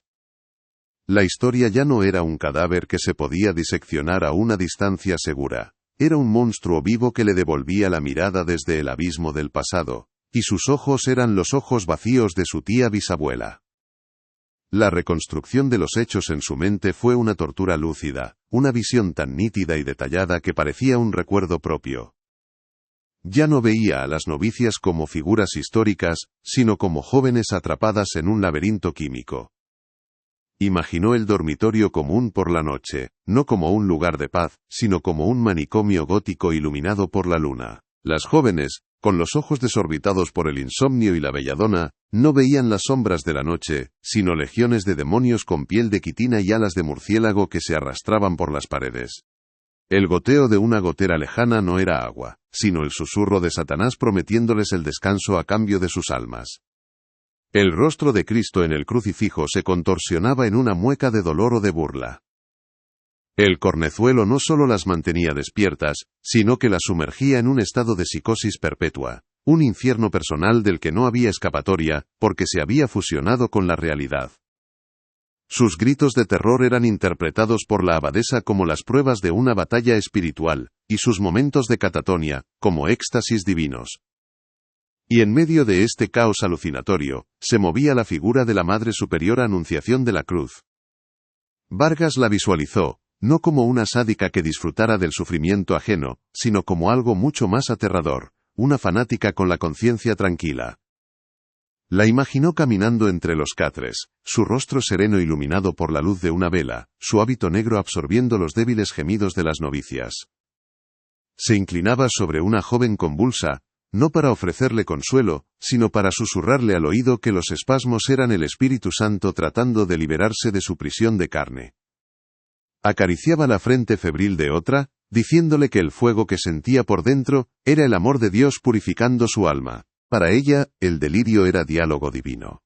La paranoia era vigilancia espiritual. El dolor era el cincel con el que Dios tallaba la santidad en sus almas. Su fe era un escudo impenetrable que la protegía de la empatía, una armadura que la hacía inmune al horror que ella misma orquestaba. Era una pastora que, convencida de que el prado estaba envenenado, conducía a su rebaño hacia el precipicio, creyendo sinceramente que les enseñaba a volar. El sistema de la Madre Anunciación era una obra maestra de la crueldad psicológica, un mecanismo de relojería afinado para desmantelar la identidad humana. La privación del sueño era la primera fase, la que erosionaba la voluntad y la capacidad de raciocinio. El agotamiento físico, inducido por el trabajo incesante y las penitencias, debilitaba el cuerpo hasta el punto de que no podía luchar. Y finalmente, la intoxicación química era el golpe de gracia, la herramienta que rompía las barreras de la percepción y sumergía a las víctimas en un mundo de pesadilla del que la abadesa tenía la única llave. Las jóvenes no solo perdían el sueño, Perdían la capacidad de distinguir entre lo real y lo imaginario, entre el dolor físico y el tormento espiritual. Se convertían en marionetas cuyos hilos eran movidos por una combinación de agotamiento, miedo y alcaloides. La propia comunidad se transformaba en un instrumento de control. Las novicias, en su delirio paranoico, se vigilaban unas a otras, denunciando cualquier signo de debilidad o somnolencia, compitiendo por demostrar quién sufría más por Dios, quién estaba más cerca de la santidad a través de la locura.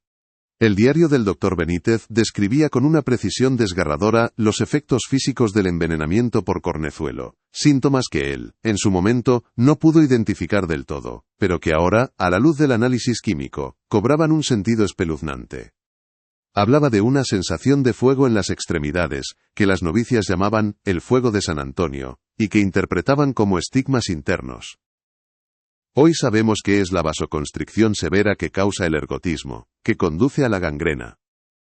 Describía los espasmos musculares y las convulsiones, que eran vistos como arrebatos místicos. Y anotaba con perplejidad la extraña apatía de las jóvenes ante el dolor, cómo se arañaban o mordían para mantenerse despiertas sin apenas mostrar sufrimiento, un efecto de la alteración del sistema nervioso central. Estaban viviendo la descomposición de sus propios cuerpos, pero su mente, secuestrada por el delirio químico y teológico, traducía la agonía en un lenguaje de martirio y redención. Estaban siendo asesinadas lentamente, y se les había convencido de que su asesinato era su salvación. La fase final de este proceso de purificación, la que la abadesa llamaba la consagración, estaba reservada para aquellas cuyo cuerpo o mente se rompían de forma irreparable. Cuando una novicia se volvía demasiado violenta en su delirio, cuando sus gritos ya no podían ser silenciados, o cuando su cuerpo simplemente empezaba a fallar de forma visible, era retirada de la comunidad. Oficialmente se anunciaba que la hermana había alcanzado un nivel de santidad tan elevado, que necesitaba un aislamiento total para completar su unión con Dios. La realidad, como sospechaba Benítez y ahora confirmaba Vargas, era infinitamente más siniestra. Eran conducidas a la cripta bajo el altar mayor, un lugar que no figuraba en ningún plano del convento, un secreto arquitectónico que albergaba el secreto más oscuro de la congregación. Allí, en la oscuridad húmeda y fría, eran encerradas en nichos verticales, apenas más grandes que un ataúd de pie, para esperar la muerte. Armado con esta verdad insoportable, Mateo Vargas supo que no podía quedarse en el archivo. Los documentos le habían dado el qué, el cómo y el por qué, pero necesitaba enfrentarse al dónde. Necesitaba pisar el suelo que su tía bisabuela había pisado, respirar el aire viciado por un sufrimiento tan extremo. La investigación académica había terminado. Comenzaba una peregrinación personal hacia el corazón de las tinieblas de su propia familia. Cerró el diario de Benítez con la delicadeza con la que se cierra el ataúd de un amigo. Guardó el informe químico como si fuera una reliquia sagrada, la única prueba tangible de un crimen casi perfecto. Viajó a Sevilla no como un historiador en busca de datos, sino como un testigo tardío, un vengador armado con la verdad, decidido a dar voz a un coro de almas a las que se les había robado todo, incluso el derecho a ser recordadas como víctimas. El sol andaluz, brillante y cálido, parecía una burla, una luz que no lograba penetrar la oscuridad que llevaba dentro. Las ruinas del convento de las almas desveladas lo recibieron con un silencio opresivo, un silencio que parecía compuesto por todos los gritos que nunca pudieron escapar de sus muros. La estructura de piedra, fría y húmeda incluso bajo el sol de la tarde, parecía exudar una tristeza antigua, una melancolía mineral. La hiedra se aferraba a las paredes como los dedos de un esqueleto, estrangulando lentamente la arquitectura sagrada.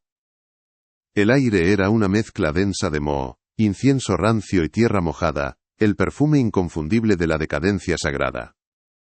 Cada paso de Vargas sobre las baldosas rotas y cubiertas de maleza resonaba como una profanación, el sonido de la lógica y la razón invadiendo un dominio consagrado a la locura y el dolor.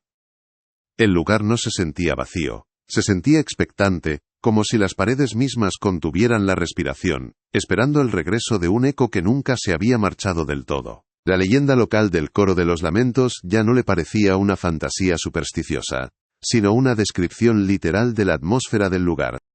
La capilla principal era una cáscara hueca, su techo derrumbado abierto a un cielo de un azul implacable. Los rayos de sol caían en diagonal, iluminando nubes de polvo que danzaban en el aire como espectros diminutos. En el ábside un fresco descolorido y agrietado por la humedad mostraba una escena de la Anunciación. Vargas se acercó, y un escalofrío que no tenía nada que ver con la temperatura recorrió su espalda. Los ojos de los ángeles y de la Virgen María habían sido deliberadamente arrancados, no raspados, sino vaciados con una violencia precisa, dejando cuencas de yeso blanco que parecían mirar hacia un abismo interior. Era un acto de iconoclasia desesperado, quizás obra de una de las novicias en un intento simbólico y desgarrador de cegar a los testigos celestiales de su tormento. O tal vez, una declaración final de la propia abadesa. La visión verdadera no se alcanzaba a través de los ojos físicos, sino a través de su anulación, en la oscuridad alucinatoria que ella misma fabricaba para sus víctimas. Aquellas cuencas vacías eran el retrato perfecto de la fe del convento, una fe ciega, pero no por confianza, sino por mutilación. Desde la capilla pasó al refectorio, el comedor común. El espacio estaba lleno de escombros, pero la estructura principal se mantenía. Las largas mesas de madera y los bancos se habían podrido y derrumbado sobre sí mismos, formando montículos de astillas y moho. Pero en la pared del fondo, sobre el dintel de la puerta que conducía a las cocinas, una única frase estaba grabada a cincel sobre la piedra, un recordatorio perpetuo de la doctrina que regía aquel infierno. Las letras, cubiertas de verdín, aún eran perfectamente legibles. Quien duerme, olvida a Dios. La sentencia parecía vibrar en el aire con una autoridad implacable y cruel. Vargas imaginó a las jóvenes, exhaustas, hambrientas, con las pupilas dilatadas y la mente a la deriva, obligadas a leer esa condena cada vez que entraban a tomar su escasa ración de comida, y su dosis diaria de veneno. La frase no era una invitación a la piedad, sino una amenaza. Dormir no era un pecado de omisión, sino un acto de traición. Olvidar a Dios, aunque fuera por unas horas en el refugio inconsciente del sueño, era el mayor de los crímenes, y la pena era la erradicación de la necesidad misma del olvido, una condena a recordar perpetuamente un tormento sin fin.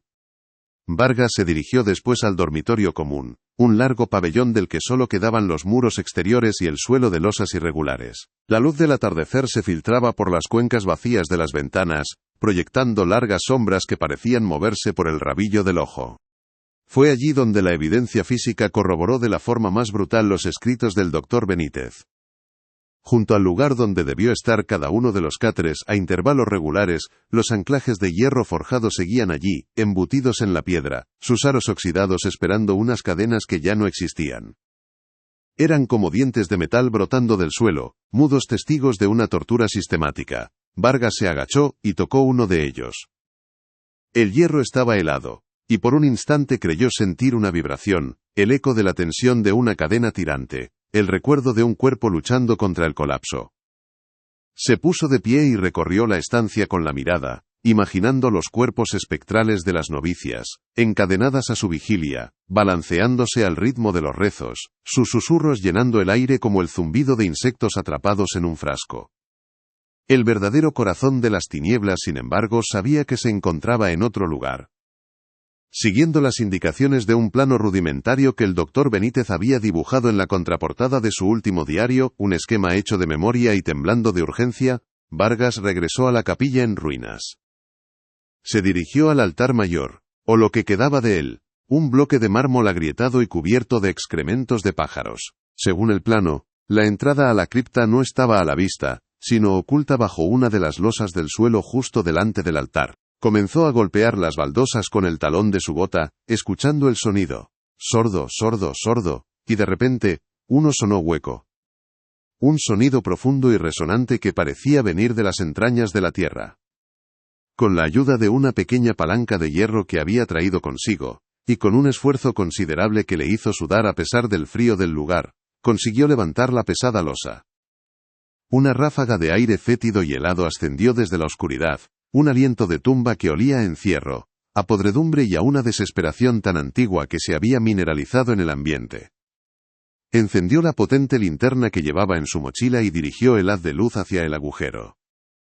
Una escalera de caracol de piedra descendía en espiral hacia una oscuridad absoluta, una negrura que parecía sólida, casi líquida, y que se resistía a ser penetrada por la luz. Cada escalón estaba cubierto por una capa resbaladiza de moho y humedad.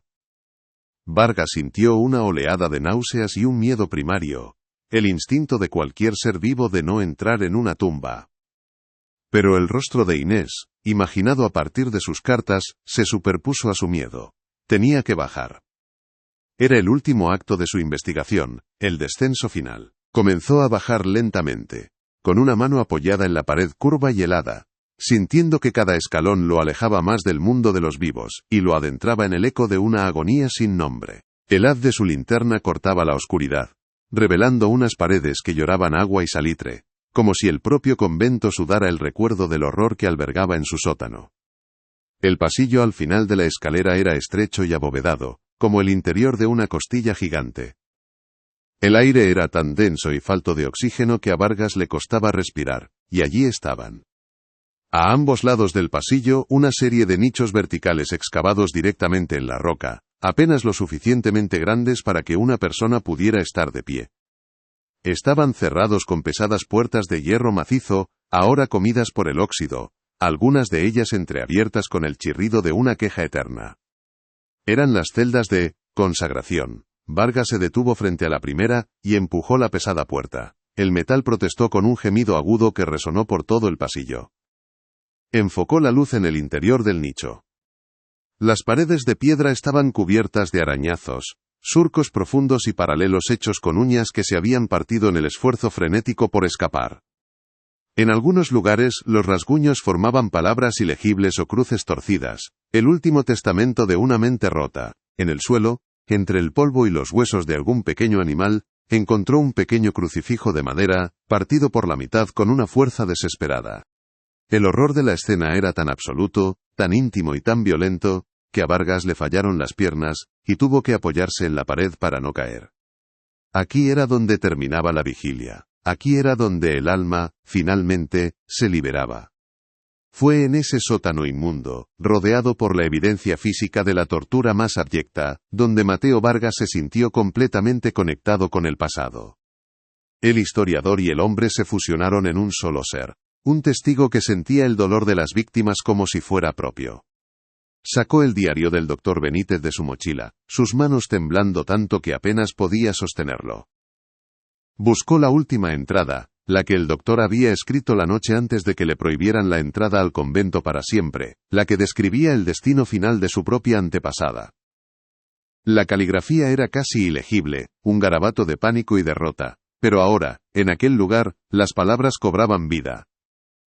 La he visto, leyó Vargas en voz alta, su propia voz un susurro ronco que la cripta pareció absorber. A través de una ventana del coro, la vi a ella, a la Madre Anunciación, arrastrando a la joven Inés por el pasillo hacia la capilla. La muchacha convulsionaba, suplicaba, llamaba a su madre. Y la abadesa le susurraba al oído, con una voz que era a la vez tierna y monstruosa: pronto verás a Dios, hija mía, sin el velo de los sueños que te ciega. Pronto tu alma será libre. Inés. Su tía bisabuela. Su grito final no se había perdido en el tiempo. Había quedado atrapado en aquellas paredes, y ahora por fin, alguien había venido a escucharlo. La historia se reconstruyó en la mente de Vargas con la claridad cegadora de una alucinación inducida. Ya no necesitaba imaginarlo, podía verlo. Vio a las jóvenes en el dormitorio, balanceándose al ritmo de los rezos para no caer, sus cuerpos delgados como juncos, luchando contra el peso insoportable de sus párpados, mordiéndose los labios hasta sangrar, para que el dolor agudo las anclara a la vigilia. Vio sus ojos desorbitados reflejando los horrores y las maravillas que el cornezuelo pintaba en los rincones oscuros de su mente. Vio el terror puro en sus rostros cuando, en un destello de lucidez, se daban cuenta de que estaban perdiendo el control, de que las visiones no eran divinas sino depredadoras que devoraban su cordura. Y sobre todo, vio a la Madre Anunciación moverse entre ellas como una parca vestida de hábito, su rostro iluminado por una serenidad fanática, una calma espeluznante, completamente convencida de que el sufrimiento atroz que infligía era el camino más directo y puro hacia la salvación. Su fe no era una guía, era un arma, y resultaba más aterradora que cualquier demonio que las novicias pudieran haber imaginado en sus peores delirios. Vargas apagó la linterna y se sumergió voluntariamente en la oscuridad total de la cripta. Quería experimentar, aunque fuera por un instante, la negrura que había sido el último horizonte de aquellas jóvenes. El silencio que siguió fue absoluto, un silencio de tumba, denso y pesado como el terciopelo. Pero entonces, o quizás fue solo el producto de su mente abrumada, comenzó a oírlo. Un susurro muy leve, casi imperceptible al principio, como el roce de la seda sobre la piedra, o el murmullo de muchas voces hablando a la vez, muy lejos, justo en el umbral de la audición. No eran palabras distinguibles, era una textura sonora, el sonido del sufrimiento residual, de la memoria del dolor. El coro de los lamentos, de la leyenda local. No eran fantasmas, comprendió Vargas en ese momento de claridad aterradora. Eran ecos. El eco imborrable de un trauma colectivo tan intenso que había impregnado la piedra, la tierra y el aire mismo del lugar. Un dolor que se negaba a desaparecer, que seguía vibrando en una frecuencia que solo el silencio absoluto y la oscuridad total permitían, finalmente, percibir. Salió de las ruinas del convento como un hombre que ha regresado de entre los muertos. El sol se estaba poniendo, tiñendo el cielo de tonos anaranjados y violetas, una belleza que le pareció obscena e indiferente. El historiador escéptico y metódico había muerto en aquella cripta, y en su lugar había nacido un custodio, el guardián de una memoria terrible que ahora le pertenecía. El peso de su descubrimiento ya no era solo intelectual, era físico. Sentía los hombros cargados, la respiración pesada, como si llevara consigo una pequeña parte de la agonía de cada una de aquellas mujeres. Sabía que publicar sus hallazgos no sería suficiente. La verdad académica no podía hacer justicia a un horror de aquella magnitud. La historia del convento de las almas desveladas no era una nota a pie de página en la historia de la Iglesia. Era una herida abierta en la historia de la humanidad, una prueba de la facilidad con la que la virtud puede engendrar monstruos. Y él, Mateo Vargas, era ahora su único testigo vivo. El viaje de vuelta a su estudio fue un borrón. Condujo durante horas en un silencio absoluto, con la radio apagada, el único sonido el del motor del coche. Cada sombra en la carretera le parecía una figura encapuchada, cada ráfaga de viento un susurro. Al llegar a su archivo, el lugar que siempre había sido su refugio de orden y razón, se sintió como un extraño. Los legajos y los libros ya no le parecían fuentes de conocimiento, sino lápidas de papel que ocultaban innumerables tragedias como la que acababa de desenterrar. Publicó sus hallazgos, como había planeado, pero no en un libro de gran tirada, sino en una revista académica de acceso limitado, un gesto que era a la vez un acto de honestidad intelectual y una admisión de su propia derrota. Sabía que su verdad era demasiado monstruosa para el consumo popular, demasiado incómoda para las instituciones. Era una verdad destinada a permanecer en las sombras, como las almas de las que hablaba. La Iglesia, como era de esperar, respondió con su arma más poderosa, un silencio sepulcral y absoluto. No hubo comunicados oficiales, ni investigaciones internas, ni mucho menos disculpas póstumas. El artículo de Vargas fue recibido con la indiferencia calculada que se reserva para las verdades inconvenientes. La historia oficial del convento de las almas desveladas no cambió ni una coma. Siguió siendo un apunte administrativo, un cierre por razones de decoro eclesiástico, una frase que ahora para Vargas sonaba como el epitafio más cínico jamás escrito. El sistema que había destruido al doctor Benítez un siglo antes seguía intacto, perfectamente capaz de absorber y neutralizar cualquier amenaza a su narrativa. El mal no había sido derrotado, simplemente se había retirado de nuevo a las sombras, esperando el próximo brote de fanatismo, la próxima oportunidad para pervertir la fe. El mal que había operado en aquel convento no era una maldición divina ni una posesión demoníaca, como las leyendas querían hacer creer a los crédulos. Era algo mucho más terrible, porque era intrínsecamente humano. El producto metódico y razonado de la voluntad de una persona convencida de su propia rectitud. Nacía de la perversión de la fe, hasta convertirla en una herramienta de poder, control y tortura. Nacía de la creencia, tan peligrosa y tan recurrente en la historia, de que un fin sagrado justifica cualquier medio, por cruel y deshumanizador que sea. La Madre Anunciación no era un monstruo sobrenatural salido de un cuento de terror. Era una mujer, una carcelera, una teóloga de su propio infierno personal, y esa es la forma más peligrosa y persistente del mal que existe. Un mal que no se reconoce a sí mismo como tal, que se viste con el manto de la virtud mientras destruye metódicamente todo lo que toca, dejando tras de sí solo ruinas, silencio y el eco imborrable de un sufrimiento sin sentido. El legado del convento, sin embargo, perdura de formas inesperadas y subterráneas, como un río que sigue fluyendo bajo la tierra seca de la historia oficial. La leyenda local del Coro de los Lamentos, gracias a la filtración de los hallazgos de Vargas en el pueblo, ha adquirido un nuevo y terrible significado. Ya no es una historia de fantasmas para asustar a los niños, sino la crónica oral y fragmentada de un crimen real, una forma de memoria popular que ha demostrado ser más resistente que los archivos sellados. Y un nuevo ritual, nacido espontáneamente de la compasión y el horror, ha comenzado a tomar forma. En la verja oxidada que ahora prohíbe el paso a las ruinas, la gente del pueblo cercano ha comenzado a dejar pequeñas ofrendas. Ramitas de manzanilla, bolsitas de tela llenas de lavanda, flores de amapola, hierbas tradicionalmente asociadas al sueño. El viaje de regreso desde las ruinas fue un tránsito a través de un purgatorio silencioso. Mateo Vargas condujo durante horas sin percibir el paisaje, su mirada fija en una carretera que se desenrollaba hacia un futuro que ya no le pertenecía del todo.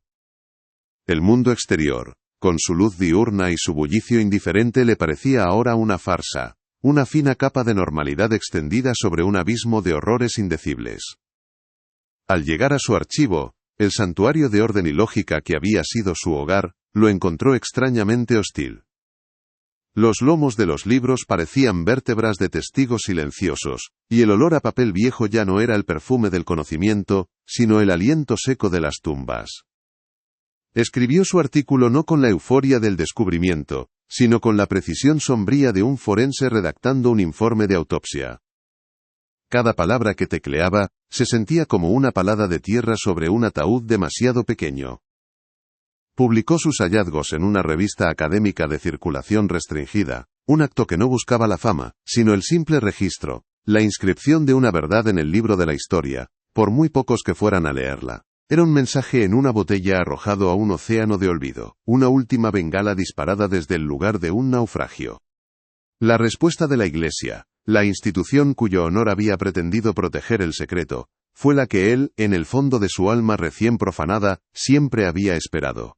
Un silencio vasto, profundo y perfectamente articulado. Un silencio que no era ausencia de ruido, sino una declaración de poder. Un muro de indiferencia tan alto y grueso que ninguna verdad, por afilada que fuera, podría jamás derribar. La historia oficial del convento de las almas desveladas no cambió ni una coma. El decoro eclesiástico, ese eufemismo para la complicidad y la ocultación, había ganado una vez más. Pero la verdad, como el agua, siempre encuentra una grieta por la que filtrarse.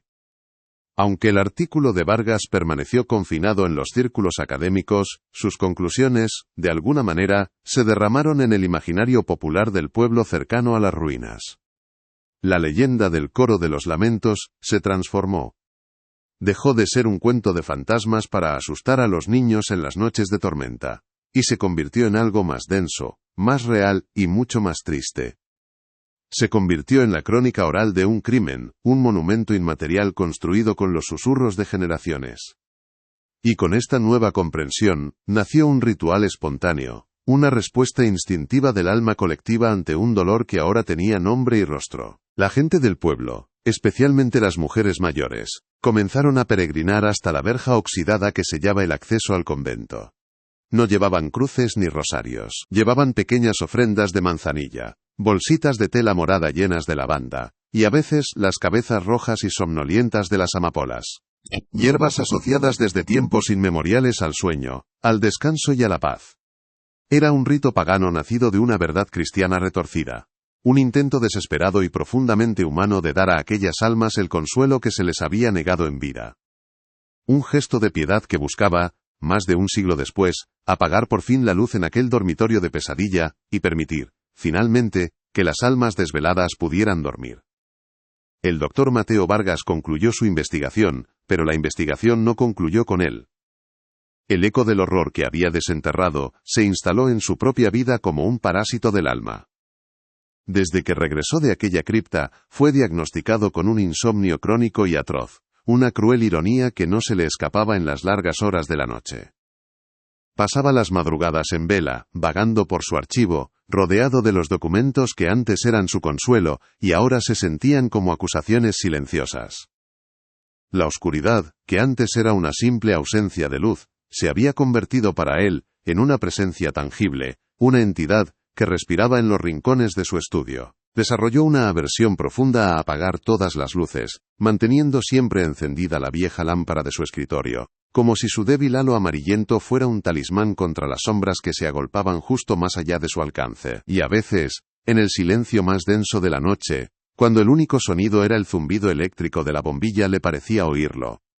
Un coro de susurros lejanos, un murmullo polifónico que parecía llegar no desde fuera, sino desde muy adentro de su propia mente, el eco fósil de un grito que se había negado a morir. El hombre que había dado voz a las almas desveladas, estaba ahora condenado a compartir su vigilia, un custodio maldito de su memoria eterna. La pregunta final, la que queda suspendida en el aire como el polvo en un haz de luz prohibido, es la más inquietante de todas, la que ni siquiera los diarios del Dr. Benítez o la investigación de Vargas pudieron responder.